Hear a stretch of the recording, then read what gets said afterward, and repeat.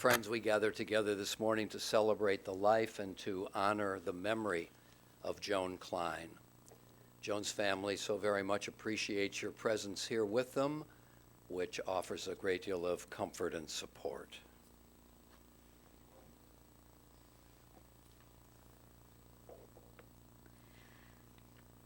Mizmor LeDavid, Adonai roi lo echsar. Binote sheyarbitzeni al me menuchot yanachaleni. Nafshi shovev, yanacheni v'magle tzadek lema'an shemo. Gam ki chelech b'gitzal mavet, lo hirara ki ata imadi. Shivtecha mishantecha hema yanachamuni. Taroch lefanai shulchan neged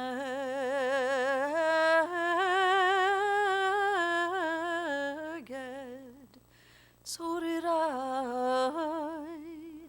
Dishanta v'shemen roshi kosiri vaya. Ach tov v'chesed yirdifuni kol yamei chayai v'shaviti b'veit Adonai le'orech yamim.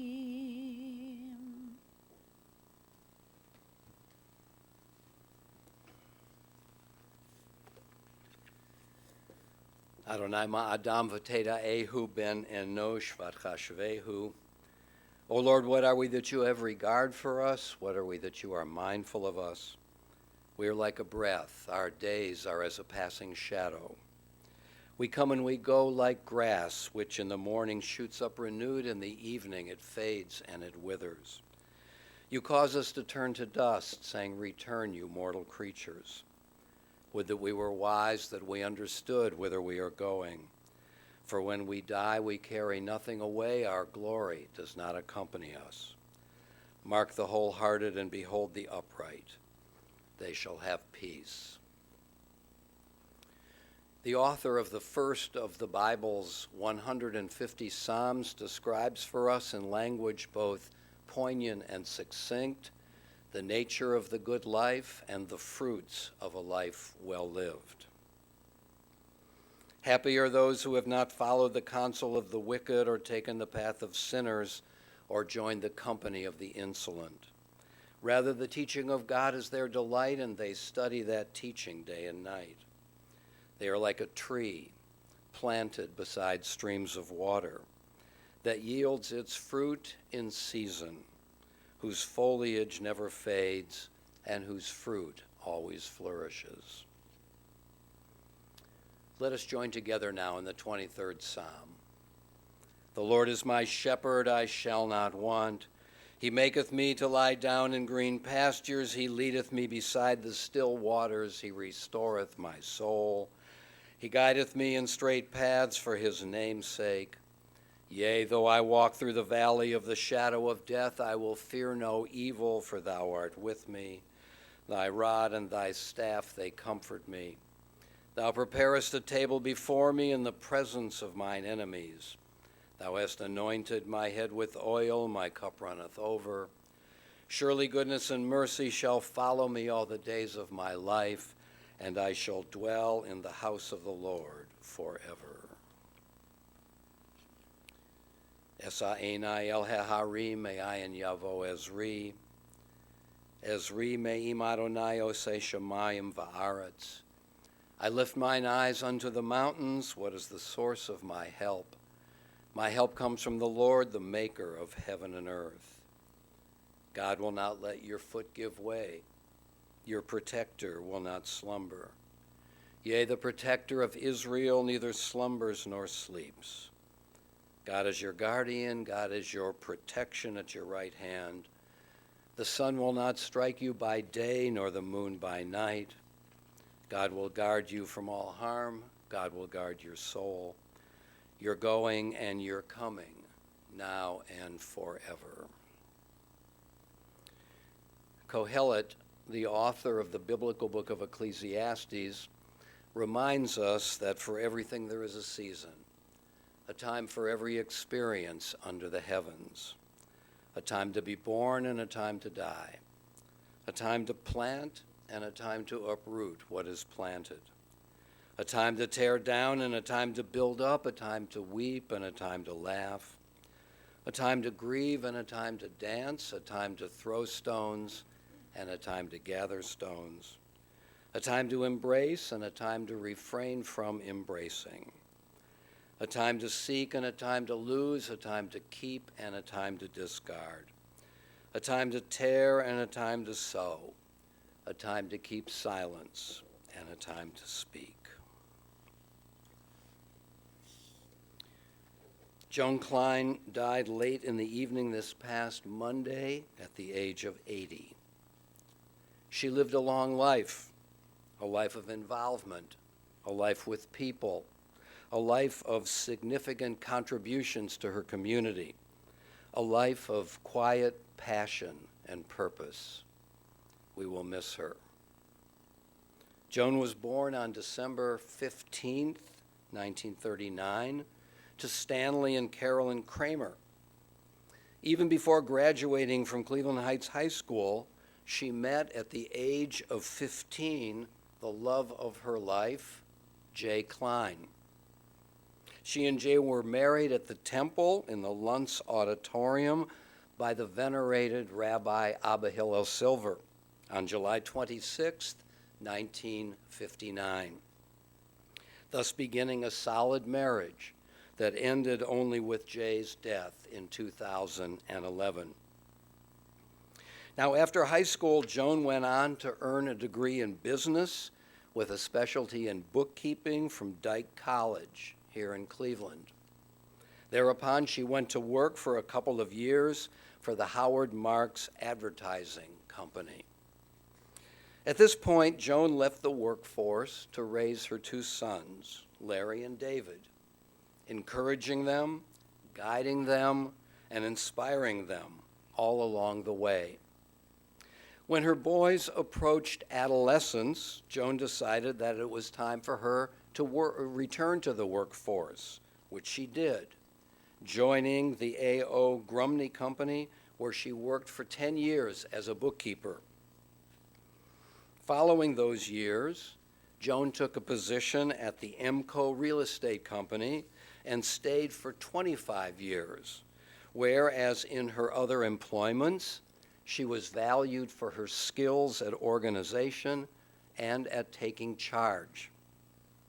Around the age of 60, Joan retired from her profession. But she did not retire from being actively involved. Soon enough, Joan turned her attention to politics, at first working on the congressional campaign of Dennis Eckhart. While engaged in this process, Joan discovered that she actually liked politics, seeing it as a vehicle for making a difference. And so she herself ran for the position of councilwoman in the city of Lyndhurst. She won and served in that capacity for 12 years. Along the way, she was voted by her fellow councilmen and councilwomen to serve for 2 years as vice mayor of the city. Joan also ran twice for mayor, losing both times by the narrowest of margins, 37 votes in the first election, 101 votes in the second. Such then is a brief summary of what Joan Klein did. But what about the kind of person that Joan Klein was? When I met with Joan's loving family yesterday and afterwards spoke with Joan's dear friend and my assistant, Cindy Wilson, they told me in detail and through the prism of deep affection about her significant personal characteristics.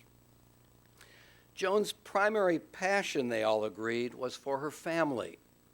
Her sons, Larry and David, her daughters-in-law, Ellen and Marla, and her grandchildren, Seth, Brandon, Jeremy, Sydney, and Cameron. Family was so crucial to Joan that she instinctively put her own interests, or their own interests, ahead of hers. When her grandchildren were young, she regularly took care of them when their parents were away. She loved to cook for them the special foods that they loved, and she religiously attended all of their activities, their shows and plays and concerts, their dance recitals and halftime marching band performances. When each of them turned 10, she took him or her on a trip to a destination of their choice. She always had a candy jar at the ready at her home, treats for the kids, and I imagine a supply of treats for her as well. And she sent care packages to her grandchildren when they were at college. Joan also seemed to love to play around with her grandchildren, as for example, when Jeremy had wanted a Pokemon Pearl game for his birthday, Joan instead gift-wrapped a series of faux pearls and presented these to Jeremy instead. The game itself undoubtedly quickly made its own appearance.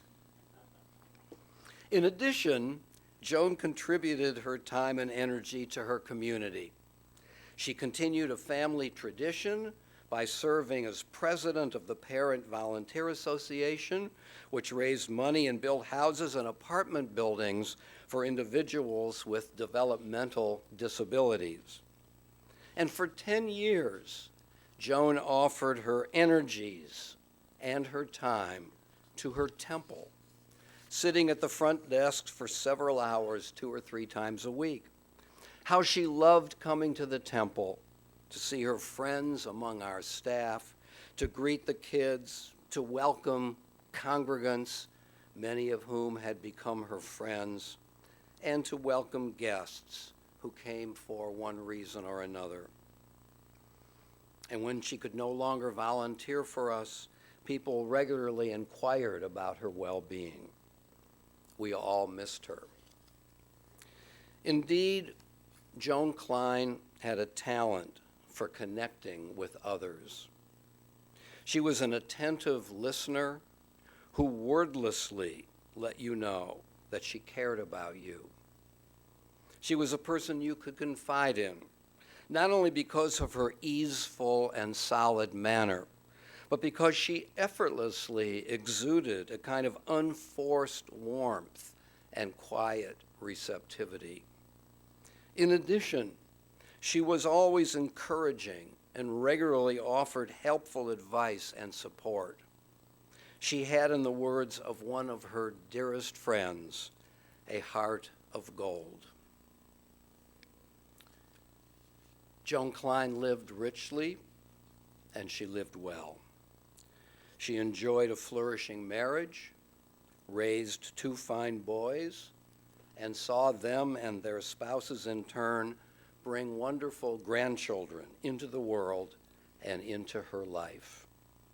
She contributed to her community and enriched the lives of her many friends. Those of us who loved and respected her will never forget her. Zichrona livracha. The memory of Joan Klein will always be our blessing. Amen.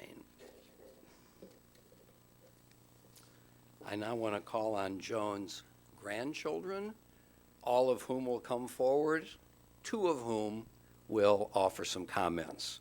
Seth, Brandon, Jeremy, Sydney, and Cameron.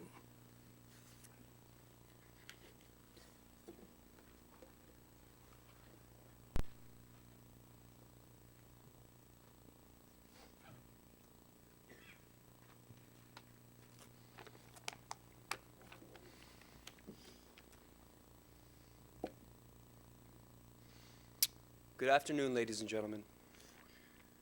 Joan Klein was an incredible human being and an even better grandmother. Whether it was piping us full of peanut butter pretzels, well, for some gluten-free ones, or taking us each on an individualized trip to wherever we wanted for our 10th birthday, she always managed to find a way to put her grandchildren before herself. She always found ways to make each of us feel special. Our grandma was the type of person who would go out of her way to attend every one of our countless musicals and plays, marching band performances, graduations, swim meets, basketball games, soccer matches, a phase where we all believed we were athletic but was over before it began. But through it all, she stuck by our side and supported our varying interests, even when it was difficult for her in recent years. We wanted to express our endless love and gratitude for her, so we each wrote a little bit about our individual memories of our grandmother that we thought beautifully describes the type of person that she was, and we will continue to remember her being. For us, her home was always one of the places we felt most comfortable. Whether it was a quick visit after Sunday school, a weekend afternoon spent picking tomatoes in her backyard, or a gourmet dinner with the entire family, Grandma really knew how to make a house a home. Every time any of us would walk in the door, we were greeted by the biggest hug and asked about our days, weeks, or just life in general. Like any great Jewish grandmother, not a single soul that entered her house left hungry. Not to mention the countless sleepovers we had there growing up, filled with musical sing-alongs, movie nights, or just hanging out and watching tennis. All she ever wanted was for us to walk in happy and leave even happier. Some of our favorite moments with Grandma Joan were going to Playhouse Square to see musicals. Granted, the season ticket seats we had were incredible. She always had lemon sours in her purse for when we asked for them, usually mid-musical. Because of her taking us to see these shows at such a young age, it instilled a love for theater and music to which we all currently take part in. Music has been a huge part in each of our lives, whether it be marching band, show choir, or drama club. Grandma Joan was always there in the audience to support us and give us a big hug right after we were done. As mentioned earlier, our grandma took time out of her schedule to take each of her grandchildren on individual trips around the nation when we turned 10. Whether the request was to travel to New York City, Toronto, California, or Chicago, there was no wish too large for her. I remember when she took me to see my first Broadway show, which happened to be Shrek, and she somehow landed tickets in the 3rd row. For a kid that was 10 years old, this experience was once in a lifetime and inspired me to be involved in theater.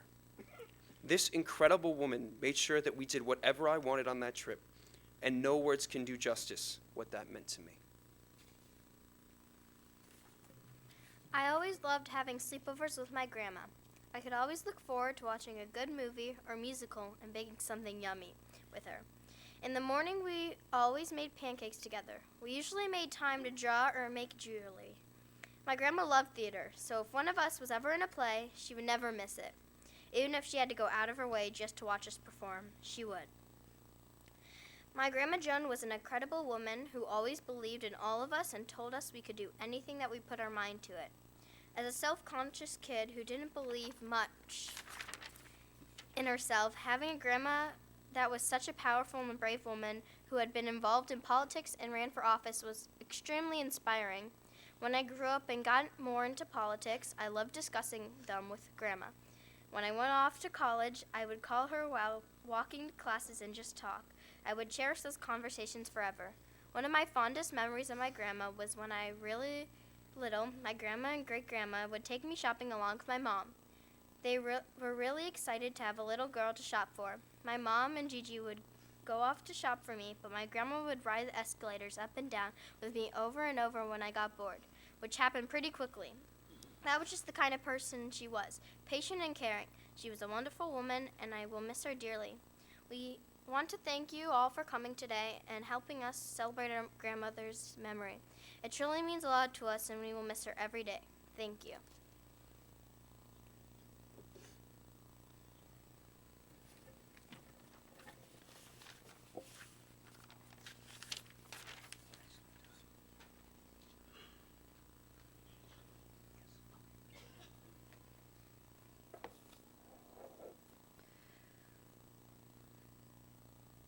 There are stars stars up above, so far away we only see their light. Long, long after the star itself is gone. And so it is with people that we loved. Their memories keep shining ever brightly, though their time with us is done. But the stars that light up the darkest night, these are the lights that guide us as we live our days. These are the ways we remember as we live our days. These are the ways we remember. יש כוכבים שאורם מגיע ארצה, רק כאשר הם עצמם עבדו ואינם. יש אנשים שזיו זכרם מאיר, כאשר הם עצמם אינם עוד בתוכנו. אורות אלה המאביקים בחשכת הליל, הם שמרים לאדם את הדרך, as we live our days. These are the ways we remember.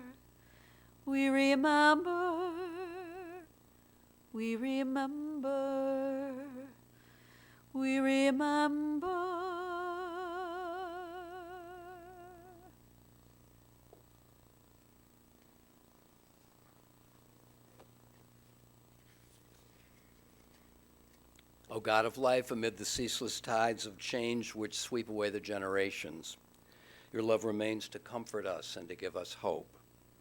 Around us are life and death, decay and renewal, the flowing rhythm that all things obey.